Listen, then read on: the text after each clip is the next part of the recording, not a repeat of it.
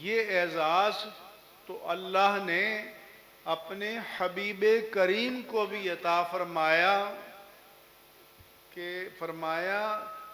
کہ جب ابتدائے اعلان نبوت کے بعد کچھ عرصے میں وحی کے نزول کا سلسلہ موقوف ہو گیا تو میرے آقا و مولا صلی اللہ علیہ وآلہ وسلم وحی کے انتظار میں دیکھا کرتے کہ جبریل امین کب آتے ہیں اور اللہ کی طرف سے پیغام کب لاتے ہیں۔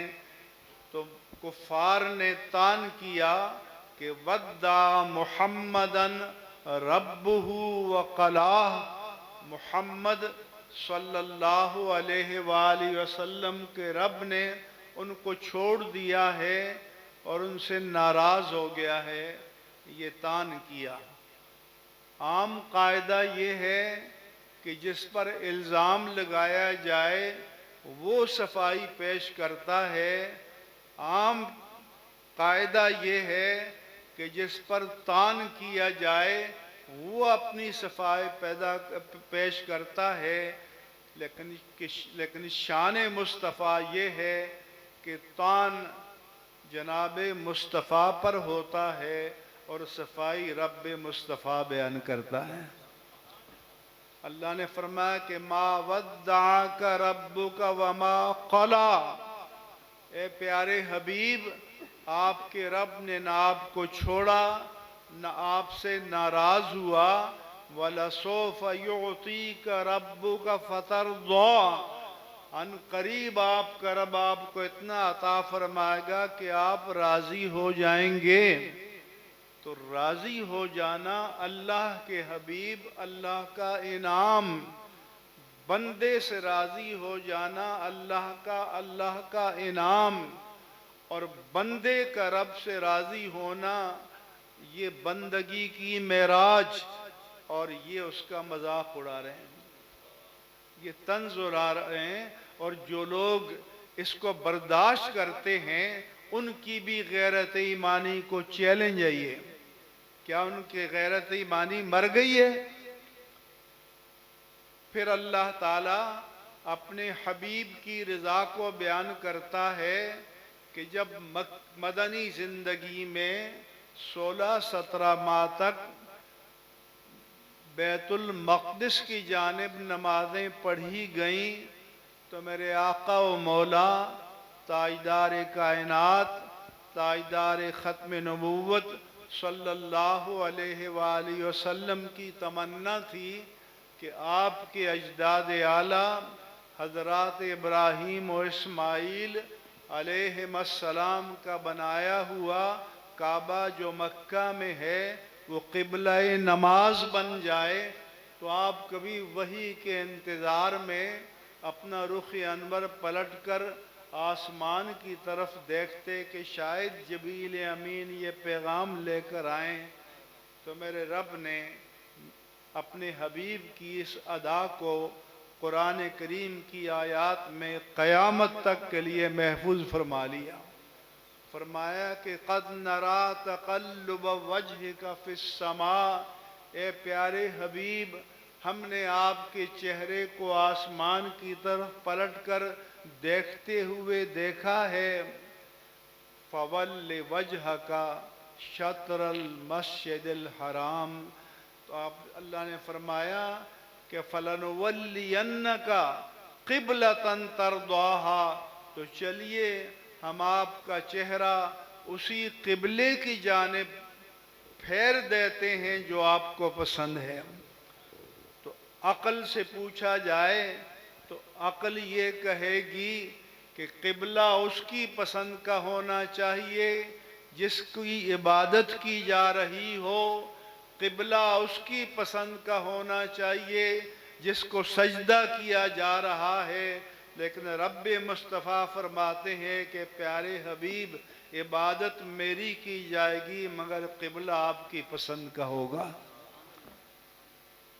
اور پھر عقل عیار فَوَلِّ وَجْهَكَ شَطْرَ الْمَسْجِدِ الْحَرَامِ، سو آپ اپنا رخ مسجد حرام کی جانب پھیر دیجئے۔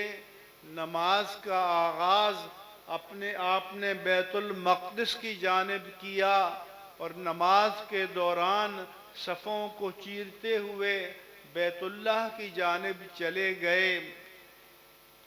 صحابہ کرام نے نہ پوچھا کہ یہ کیوں کیا، نہ پوچھا کہ یہ کیسے ہوا، وہ بھی آپ کی تقلید میں انہوں نے رخ قبلے کی جانب پلٹ دیا۔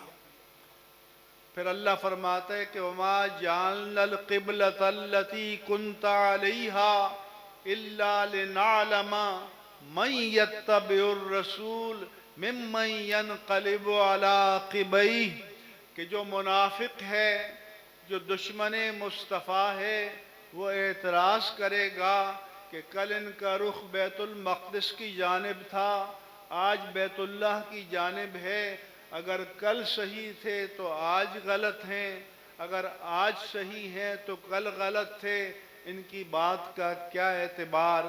مگر مومن کہے گا کہ نہ ہم بیت المقدس کو جانیں، نہ ہم بیت اللہ کو جانیں، ہم تو رخ مصطفیٰ کو جانیں، وہ جدھر پھر جائے وہی ہمارا قبلہ ہے۔ ہزار قبلے، ہزار کعبے، انہی کی نقش پا کے صدقے، وہ جس طرف سے گزر گئے ہیں اسی کو کعبہ بنا کے چھوڑا۔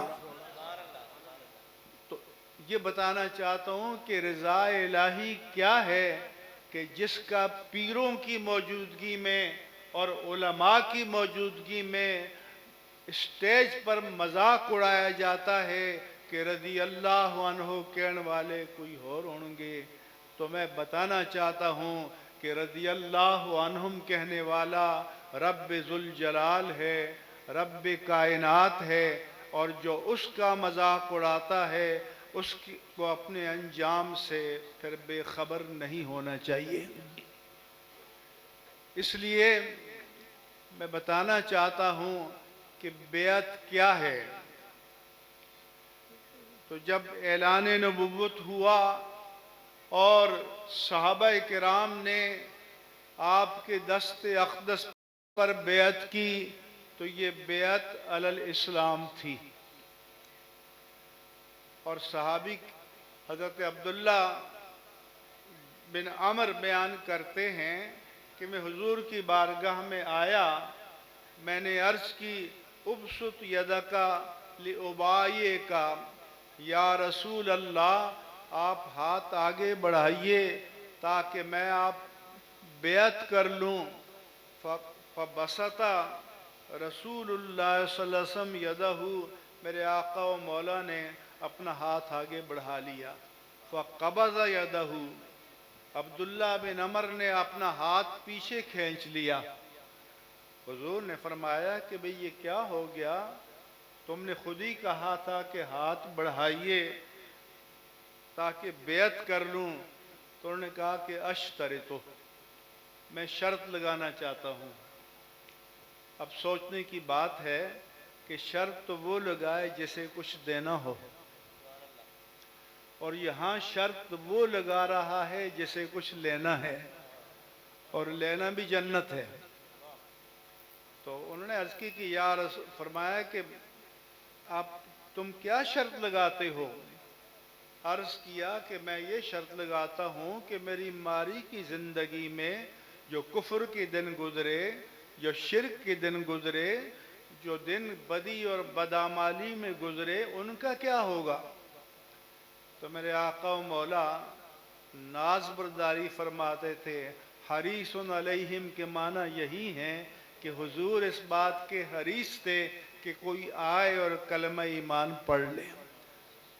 تو حضور نے فرمایا کہ اما تعلم، تو جانتا نہیں ہے کہ ان الاسلام یہدم ما کان قبلہ، کہ کلمہ انسان ماضی کی تمام علائشوں کو پاک کر دیتا ہے۔ ایک بیعت یہ تھی۔